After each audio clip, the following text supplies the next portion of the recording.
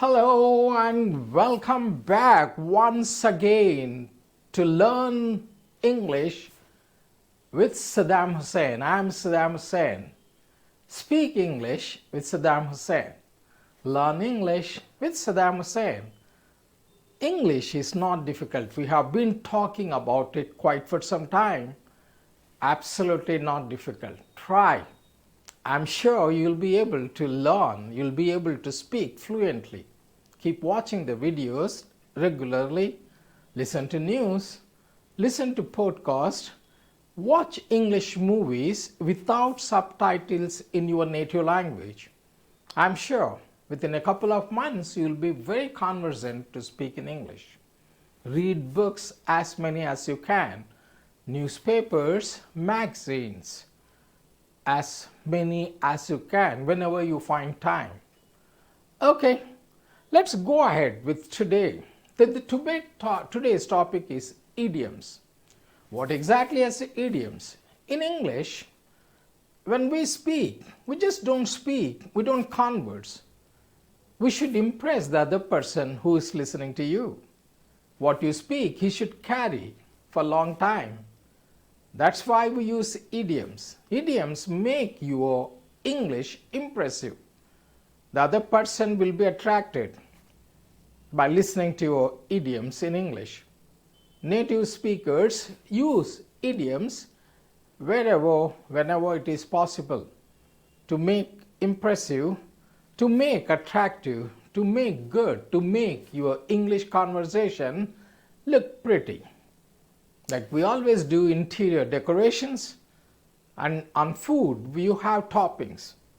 On clothes also you have so many things to make you handsome or beautiful. Same way in English conversation we use idioms to make it impressive or attractive, to impress the other person. Well, we'll understand what exactly are idioms.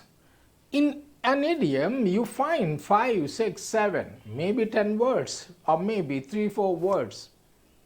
Don't try to get the literary meaning from those words, what exactly you're talking about. You land nowhere. Absolutely, you get nothing absolutely from those words. So an idiom consists of a few words, maybe 3, 4, 5 words. But if you read the meaning of these words, it makes no sense to you. You should learn what exactly it means as a whole. So that is an idiom. So you can see it here behind what exactly is an idiom. I'll read it for you. Idioms. An idiom is a phrase or expression whose meaning can't be understood from the literal definition of its words, but must be learned in a whole. Again, I repeat, an idiom is a phrase or expression whose meaning can't be understood from the literal definition of its words. So I told you it consists of few words. Don't try to get the literal meaning of these words, but must be learned in a whole. So must we learn the meaning of it. And we'll see some of the idioms to make you understand what it means. The number one here you have, look at this one, the first one, kick the bucket. Kick the bucket. Kick the bucket means someone kicked the bucket. No, not the meaning of kicking the bucket. You kick the football. So it's not the similar meaning, kicking the bucket, or you kick something else. You kick a stone, you kick a football, kick the bucket. No, not the literal meaning of those words. What exactly it means, kick the bucket means, see here, means to die, not really kicking a bucket, to die. That means someone has died. You can use this idiom, kick the bucket. So you have some examples of these. So you can see it here, the old man kicked the bucket. What it means, the old man kicked the bucket means the old man died. The old man passed away. The old man is no more. The old man kicked the bucket. Another one more example, we can say it here, The patient in the hospital kicked the bucket. The patient was there in the hospital quite for some time. He kicked the bucket. Kick the bucket means someone died, to die. He kicked the bucket means he died. The patient kicked the bucket in the hospital. That means the patient died in the hospital. The old man kicked the bucket means the old man died. We can take any number of examples like this. So he kicked the bucket. My grandfather kicked the bucket last year. That means my grandfather died last year. My grandmother kicked the bucket a decade back. That means my grandmother died 10 years ago, 10 years back.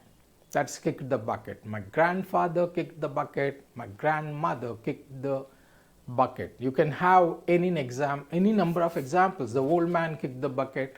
The patient kicked the bucket. So we'll take one more example here. Over the moon means extremely happy. Over the moon means extremely happy. I was over the moon when I passed the examination with flying colors. That means good marks. I was over the moon when I passed the examination. John was over the moon when he got the Olympic gold medal. My friend was over the moon when he got a job. Over the moon means extremely happy. Over the moon means extremely happy.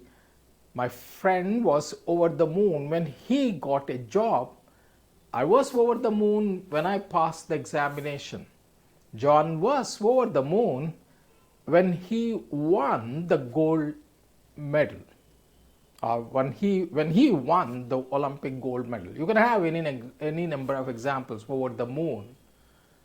My sister was over the moon when she got engaged. Over the moon means extremely happy. I was over the moon when I got the news that I got selected for a job. You can use any number of over the moon. Over the moon means extremely happy. Kick the bucket means someone died, to die. Let's see the third one you have. Cost an arm and a leg. What it means? Very expensive.